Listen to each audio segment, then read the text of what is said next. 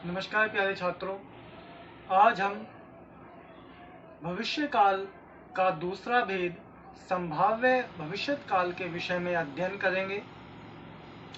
इस काल के अंतर्गत कार्य होना की संभावना भविष्य में निश्चित होती है, यानी कि कार्य भविष्य में होगा ऐसी संभावना की जाती है। जहां इस तरह की संभावना हो वहां संभाव्य भविष्यत काल होता है।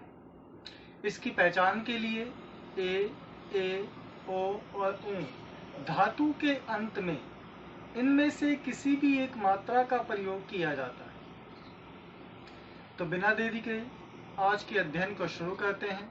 संभाव्य भविष्यत काल।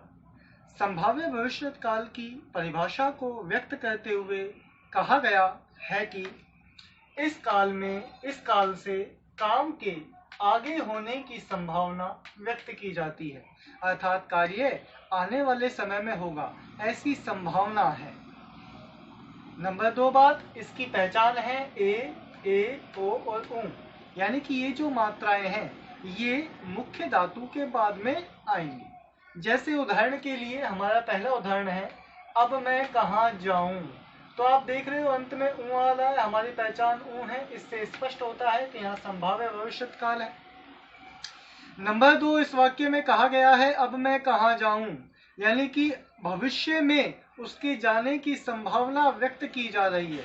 इससे स्पष्ट होता है कि इस वाक्य में संभाव्य भविष्यत काल है। दूसरा उदाहरण समझ करके देखते हैं। अब वह क्या करे, तो करे में मूल धातु के बाद एक ही मात्रा जुड़ रही है, यदि ए। इससे स्पष्ट होता है कि इसमें संभाव्य भविष्यत है।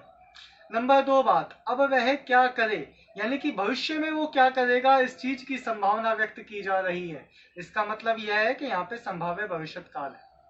तीसरा उदाहरण, वह शायद कंप्यूटर सेंटर जाए। इसमें अंत में ए आ रहा है, ये रही हमारी ए, और इस पहचान से सिद्ध होता है कि यहाँ पे संभाव्य भविष्यत काल है। नंबर 2 बात, शायद शब्द संभावना सूचक है, और दूसरा भविष्य में वो कंप्यूटर सेंटर जाए ऐसी संभावना व्यक्त की जा रही है। इससे स्पष्ट होता है कि यहाँ पे संभाव्य भविष्यत काल है। अगला उदाहरण समझते हैं। लगता है वे आएंगे। इसमें एक ही मात्रा आ रही है, ये रही हमारी एक ही मात्रा। इससे पहचान हो गई कि यह संभाव्य भविष्यत काल का है। और वाक्य है लगता है वे आएंगे, यानी कि भविष्य में उनके आने की संभावना है। इससे स्पष्ट होता है कि इस वाक्य में संभाव्य भविष्यत काल है। अगला उदाहरण करके देखते हैं। अगला उदाहरण है, हो सकता है भारत विश्व गुरु हो जाए। अंत में ए आया है और इससे स्पष्ट होता है कि संभाव्य भविष्यत काल है। और वाक्य में कह रहा है कि हो सकता है भारत फिर विश्व गुरु हो जाए, यानी कि भविष्य में भारत के विश्व गुरु बनने की संभावना व्यक्त की जा रही है। इससे स्पष्ट होता है कि यहाँ पे संभाव्य भविष्यत काल है। अगला उदाहरण है, संभव है पीयूष वहां मिले। मिले में एक ही मात्रा, ये रही हमारी एक ही मात्रा। इससे स्पष्ट हुआ कि यहाँ पर संभाव्य भविष्यत काल है। और उदाहरण कहता है संभव है पीयूष वहां मिले, यानी कि पीयूष के वहां मिलने की संभावना व्यक्त हो रही है। इसका मतलब यह हुआ कि यहाँ पे संभाव्य भविष्यत काल है। अगला उदाहरण है, संभावना है फसल अच्छी होगी। अब इस होगी में तो एक ही मात्रा है, हमारी किसी पहचान के अंदर नहीं आती। लेकिन हमें कैसे पता लगेगा कि यहाँ संभाव्य भविष्यत काल है? हमें वाक्य को पढ़ना है। संभावना है फसल अच्छी होगी, तो शुरुआत में ही संभावना व्यक्त की जा रही है।